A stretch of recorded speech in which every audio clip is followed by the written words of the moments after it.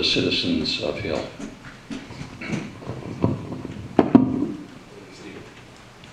I'm going to add to what Natalie said, but just because I want to submit it. I just want to let everybody know that I'll be submitting, Steve Aruna, High Ridge Road, sorry. No, Natalie pointed out that the fire chief has claimed to be Fire One, even though he's not. This is true. On every roster that Mark has made, personally made, he lists Fire One next to his name. We have pictures of this, we have the actual rosters. We'll submit it to you, okay? When we called Mark out on this, he told us he was grandfathered. Well, we spoke to the I forget who it was, one of the directors at the Fire Academy who issues this cert, and they state there's no grandfathering program, nor has there ever been. As a matter of fact, they've been certifying firefighter ones since the 1970s. There would be no reason to grandfather somebody who'd come on after the certification was in place, period. That is untrue. I consider it along the lines of stolen valor, and it's shameful to all of us who have gone and attained that certification and spent years in the Fire Academy to do so. That's all.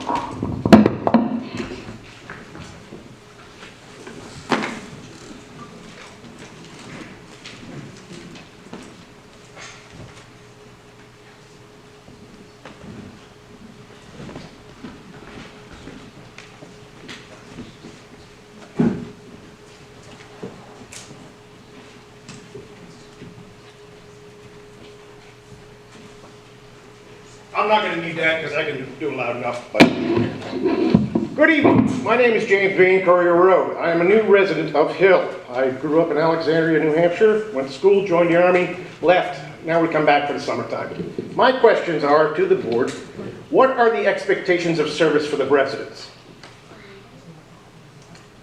The next question is, does the town have an ambulance? With a population of 2020 census of 1,017 people, got a pretty dang good sized fire department here, so I'm just trying to figure out what we're talking about here, because the young lady's talking about we need EMTs and all this other stuff. You live in a small town. You don't get everything that you get in a big town. I live in Florida. We've got more people in my neighborhood than lives in this town. But we've got fire departments everywhere, and EMTs and everything else. We've got a bunch of people to pay for this. You don't have the tax base here. I'm sorry. And I'm paying 4 times the tax up here on the property I have up here than I do in Florida, and I don't have anything up here. So, can the board tell me what the expectations of service to the people of the town are?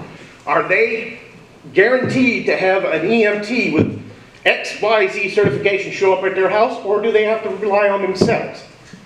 If you're to that point where you're going to be calling EMT and you're going to have a medical issue, good idea to move someplace closer to a hospital. I'm sorry, that's just the way I feel. Have a rebuttal. It'll be quick, I promise. So to save time, one of the things I didn't bring up is the options for the department. Now, I'm perfectly content if everybody wants to pay Bristol and they be our medical response and we call it a day. How much money we're spending on the fire department, is that your choice? Do you want to spend money on the fire department where no one can respond to you for medical calls? If not, then we need to talk about regionalizing or closing the department. But since 95% of our calls is medical, it makes sense to have EMT. Now, as far as the EMT goes, like I said, we don't have to pay for the courses, and also, none of us ask to be paid. Not one of the EMTs that are certified has to be paid. So there's other options to go with the fire department, so I totally get it when you say why do we have to have that? We're a small town. Correct, we are a small town, so we have to think about those decisions also.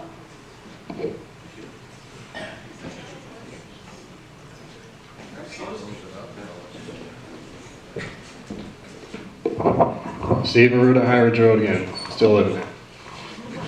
I just want to absolutely add to what Natalie just said. Those of us, the 5 of us who are certified, we're EMTs and we're firefighter 2s that have left because of the situation at the fire department, because of the chief, are willing to provide this service as volunteers. So to answer your question, you're right, I live in this town too, and I don't have more money to pay in taxes. But you're talking 5 people who were among your most dedicated people, and I'd love to see the information from the chief on those of us, how many calls each of us was responding to versus how many calls, are being responded to now. But we were absolutely willing to do this as volunteers. I will do it as an unpaid volunteer, and so will the people behind me. That's all I have to say. Steve, you said, back in January 2024, you, I'm sorry. Hello. Back in January of 2024, January 3rd, you sent me a letter that you were going to resign if we didn't do something about the current chief. Correct. And you gave permission for me to share that, or else I wouldn't be sharing it now. That's absolutely correct, and I did advocate for that, and in fact, I advocated for Mark Lavani being appointed chief at that time. That's absolutely true. So in the period of from January till we're in August, we've had 2 chiefs, and you've wanted to remove both chiefs. That's true. No, that's true. And by the way, Mark has been on the department and wanting to remove 2 chiefs while he was on as well too. This happens. Unfortunately, it's happened twice in our town, and we're trying to make right on it. That's all we can tell you. I'm just making it clear. Thank you.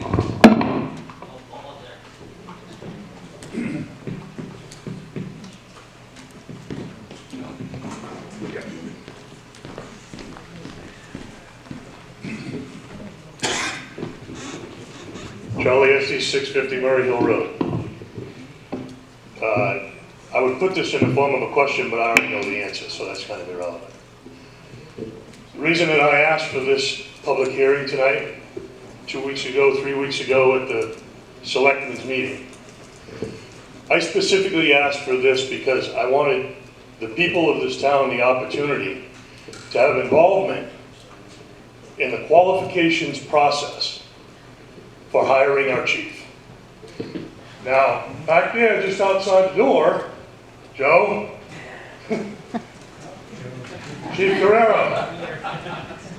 This town went through a committee and a full process to qualify, recognize the qualifications with a job description, and bring on Chief Guerrero. And I think that that was an exceptional process, and I think we got the best guy we could have gotten through that process. And what I'm disappointed with is that from the last selectmen's meeting in February to the first selectmen's meeting in March, there was no qualifications process. Nobody else in town, resident, or anyone having the opportunity to address any of this was brought onto a committee to discuss what we, the residents, wanted to have in our fire chief. Okay? My issue is there was no process followed. There wasn't even a vote of the 3 selectmen, because one didn't even know what was going to happen the night that Mr. Labonte was appointed. So we can't even say that there was a 2 to 1 vote. It was just decided between you guys, without the town's input, without anybody else's input, without anybody seeing any documentation or otherwise. We were told the fire department's in our people. The same guys that wanted Jamie replaced now want Mark replaced. I didn't hear all of why that was. I got the recording of the July 9th meeting where Mark was asked about this. Mark was given the opportunity to present all of his qualifications and everything. And what he chose to do instead was to berate the guys that had left over the reasons why they left. Okay? Still, no process to qualify a chief. So, unlike with some of our police chief, I think that the town has a right to form a committee. And Sean quoted his interpretation of RSA 155.4. 154.5. The interpretation says that he would be appointed until he wanted to leave. That was what you said. That's not accurate. Why don't you read for us what that is?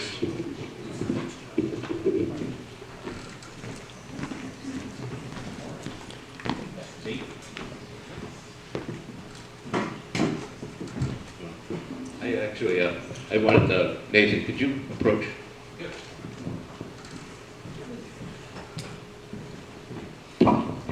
In the past, I don't recall anything. I mean, I came to town like when D4 was on the way out.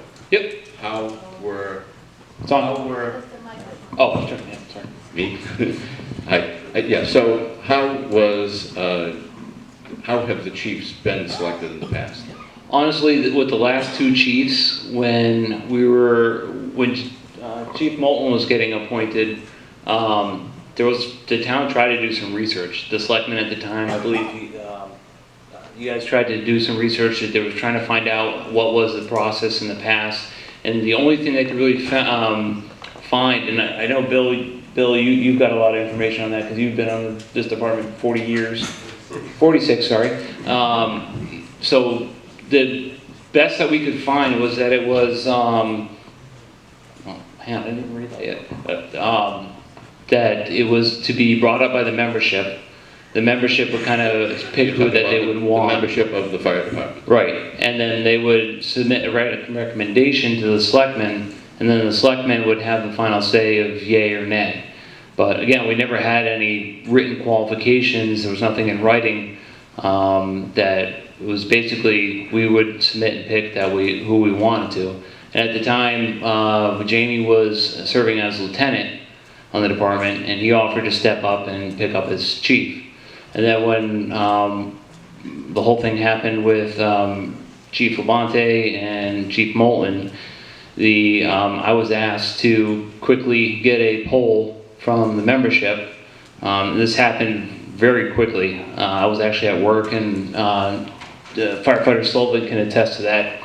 I had to quickly get a hold of everybody and try to get some people I was able to talk to, some people I was able to get a text message to see who they wanted to be the chief. And there was a few people that were indifferent, several that wanted Chief Labonte, and he was the one that was the only one that was putting himself forward to be chief at that time. We did have one person that wanted to meet at a later time and to have a meeting, but due to the urgency of the time of trying to get this done, because I believe you guys wanted to appoint the chief on that next Tuesday meeting, the majority